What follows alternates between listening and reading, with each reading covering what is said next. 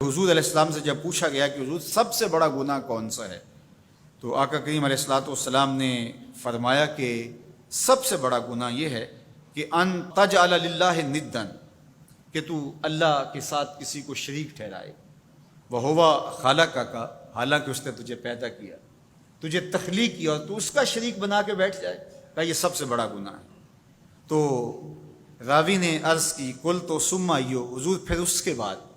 تو آقا کریم نے فرمایا ثم ان تقتل ولدک خشیۃ ان یطعم معک، تو بچے کو اس لیے قتل کر دے کہ یہ کس طرح میں اس کو پال سکوں گا، بچے کو ضائع کر دینا، اس کو قتل کر دینا۔ اللہ فرماتا ہے نحن نرزقکم وایاہم، ہم تمہیں بھی رزق دیتے ہیں، ان کو بھی دیں گے۔ تیسری بات حضور نے فرمایا ان تزانی بحلیلۃ جارک، آپ ہمسائے کی بیوی کے ساتھ بدکاری کریں، تو یہ بڑے گناہوں میں سے۔ ہمسایہ ماں جائے کی طرح ہوتا ہے، اس کی دیوار سانجھی ہوتی ہے، اس کی عزت سانجھی ہوتی ہے، اور اگر کوئی شخص طاق میں رہے اور ہمسایوں کے گھر گھس کے ان کی آبرو ریزی کر دے، تو یہ تین بڑے گناہ جو ہیں ان میں سے ایک بڑا گناہ اللہ کے محبوب علیہ السلام نے ارشاد فرمایا۔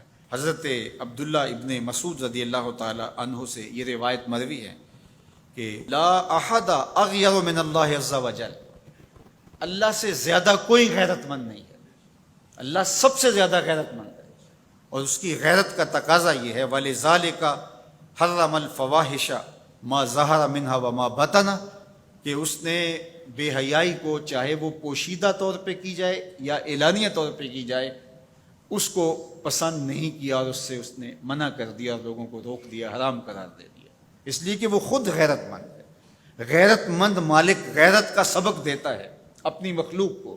اللہ تعالیٰ قرآن مجید میں ارشاد فرمایا وَلَا تَقْرَبُوا الْفَوَاحِشَ مَا ظَهَرَ مِنْهَا وَمَا بَطَنَ، فحش کام کے قریب نہ جانا، وہ اعلانیہ طور پہ کرو یا وہ مخفی طور پہ کرو۔ تو مفسرین نے لکھا کہ جو بدکاری ہے وہ مخفی فحش ہے، اور شراب نوشی یہ اعلانیہ فحش ہے۔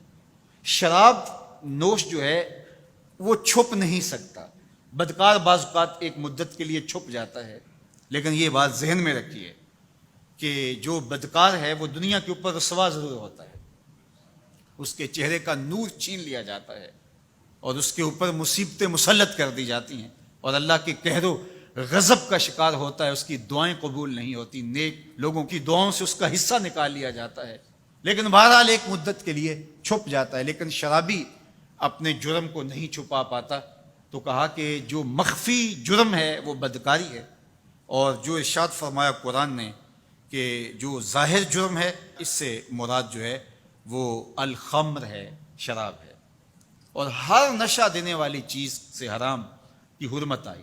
کل مسکر خمر وکل خمر حرام، فرمایا ہر نشہ آور چیز شراب ہے، اور ہر شراب حرام قرار دے دی گئی ہے۔ اب یہاں بھی لوگ دلیلیں لے کے بیٹھ جاتے ہیں، میاں وہ بھی ایک مشروب ہے، اس سے کیا فرق پڑتا ہے؟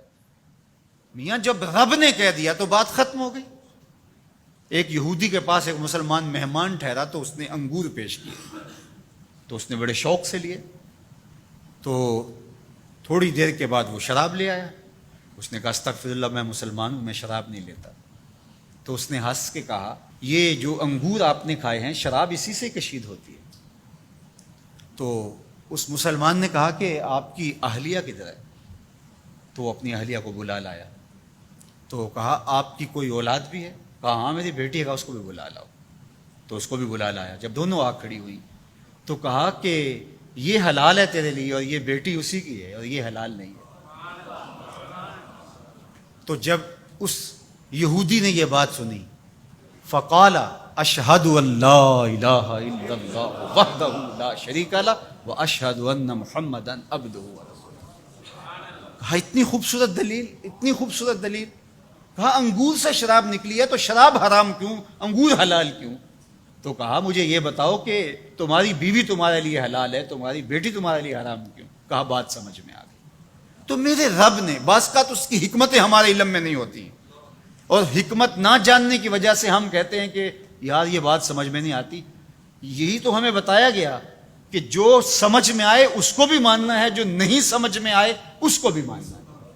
ہم جنت کو مانتے ہیں نا، دیکھا ہے، یا رب کو مانتے ہیں، دیکھا ہے، وہ سمجھ میں آتا ہے، تو دل میں تو آتا ہے، سمجھ میں نہیں آتا۔ میں جان گیا بس تیری پہچان یہی ہے۔ ہم تو سب سے بڑی حقیقت کو بغیر دیکھے مانتے ہیں، بغیر سمجھے مانتے ہیں۔ ادراک فہم کی حدود سے ورا ہے، عقل و خرد کے دائروں سے ورا ہے، لیکن اس حقیقت کو ہم مانتے ہیں تو اس کے کہے ہوئے کو کیوں نہیں مانیں گے؟